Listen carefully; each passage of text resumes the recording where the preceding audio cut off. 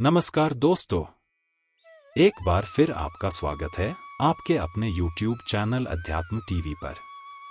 आज जानिए नाग पंचमी की कथा। हिंदू धर्म में नाग पंचमी मनाई जाती है। कुछ क्षेत्रों में इसे भैया पंचमी के नाम से भी जाना जाता है। पंचांग के अनुसार नाग पंचमी हर वर्ष श्रावण मास के शुक्ल पक्ष की पंचमी तिथि को मनाई जाती है। मान्यताओं के अनुसार नाग पंचमी के दिन नाग देवता की पूजा की जाती है। माना जाता है कि इस दिन नाग देवता की पूजा करने और सांप को दूध पिलाने से जीवन में सौभाग्य और समृद्धि आती है। इस वर्ष नाग पंचमी 9 अगस्त शुक्रवार को मनाई जाएगी। नाग पंचमी के दिन पूजा का सही समय शाम 5:47 बजे से रात 8:27 बजे तक है। नाग पंचमी की पूजा में नाग पंचमी की कथा पढ़ना या सुनना बहुत शुभ माना जाता है। ऐसा कहा जाता है कि इस कथा को पढ़े या सुने बिना नाग पंचमी की पूजा अधूरी है। पौराणिक कथा के अनुसार जन्मेजय अर्जुन के पोते राजा परीक्षित के पुत्र थे।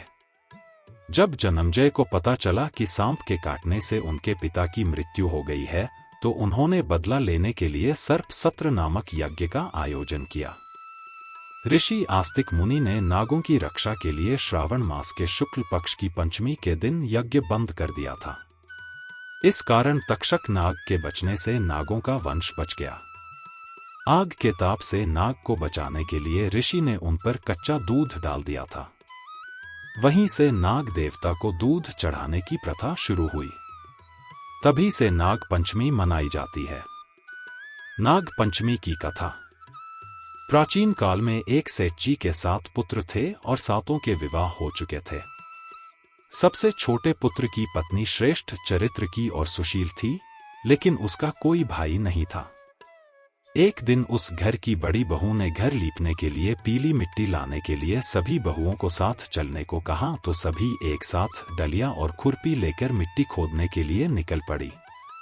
जब बहुएं मिट्टी खोद रही थीं, तभी वहां एक सर्प निकला, जिसे बड़ी बहू खुरपी से मारने का प्रयास करने लगी। यह देखकर छोटी बहू ने उसे रोका और कहा, यह बेचारा निरपराध है। यह सुनकर बड़ी बहू ने उसे नहीं मारा। तब वो सांप एक ओर जा बैठा। तब छोटी बहू ने उससे कहा, मैं अभी लौटकर आती हैं, तुम यहां से जाना मत। इतना कहकर वह सबके साथ मिट्टी लेकर घर चली गई और कामकाज में फंसकर सर्प से जो वादा किया था वो उसे भूल गई। उसे दूसरे दिन वह बात याद आई, तो वो सबको साथ लेकर वहां पहुंची। सर्प अभी भी उस स्थान पर बैठा था, जिसे देखकर छोटी बहू बोली, भैया मुझसे भूल हो गई, उसकी क्षमा मांगती हूं। तब सर्प बोला, अच्छा, तू आज से मेरी बहन है और मैं तेरा भाई, तुझे मुझसे जो मांगना हो मांग ले। वह बोली, मेरा कोई भैया नहीं है, अच्छा हुआ तुम मेरे भाई बन गए। कुछ दिन व्यतीत होने पर वह सांप मनुष्य रूप धारण करके छोटी बहू के घर आया और उससे कहा कि मैं इसका दूर के रिश्ते का भाई हूं, बचपन में ही बाहर चला गया था। उसके विश्वास दिलाने पर परिवार के लोगों ने छोटी को उसके साथ भेज दिया।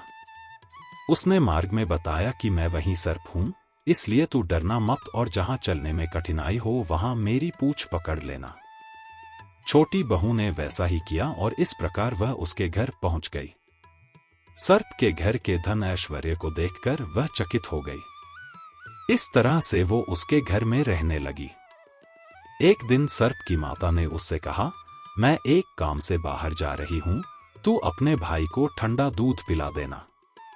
उसे इस बात का ध्यान नहीं रहा और उसने सांप को गर्म दूध पिला दिया, जिससे उसका मुख जल गया। यह देखकर सर्प की माता को गुस्सा आ गया, परंतु सर्प के समझाने पर वह चुप हो गई। तब सर्प ने कहा कि बहन को अब उसके घर भेजना चाहिए। तब सर्प और उसके पिता ने उसे बहुत सा सोना, चांदी, जवाहरात, वस्त्रभूषण आदि देकर घर पहुंचा दिया। इतना ढेर सारा धन देखकर बड़ी बहू उसने जलने लगी और कहने लगी कि तेरा भाई तो बड़ा धनवान है, तुझे तो उससे और भी धन लाना चाहिए। सर्प ने जब ये वचन सुना तो उसने सब वस्तुएं सोने की लाकर दे दी। यह देखकर बड़ी बहू ने कहा, इन वस्तुओं को झाड़ने की झाड़ू भी सोने की होनी चाहिए। तब सर्प ने झाड़ू भी सोने की लाकर दे दी। सर्प ने छोटी बहू को हीरामणियों का एक अद्भुत हार दिया, जिसकी प्रशंसा उस राज्य की रानी ने भी सुनी और वो राजा से बोली कि सेठ की छोटी बहू का हार मुझे चाहिए।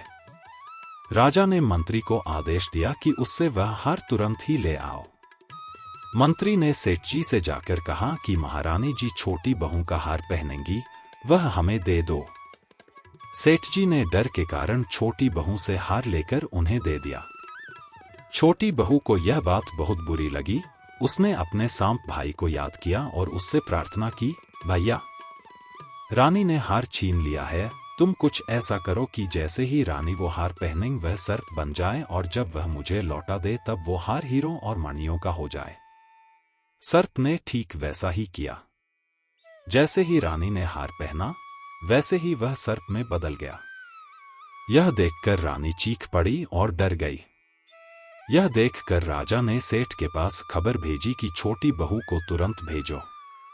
सेठ जी स्वयं छोटी बहू को लेकर राजा के दरबार में उपस्थित हुए। राजा ने छोटी बहू से इसका कारण पूछा तो वह बोली, राजन, धृष्टता क्षमा कीजिए, ये हार ही ऐसा है कि मेरे गले में हीरों और मणियों का रहता है और अगर इसे कोई और पहनता है तो ये उसके गले में सर्प बन जाता है। छोटी बहू ने जैसे ही उसे पहना वैसे ही हीरो मणियों का हो गया।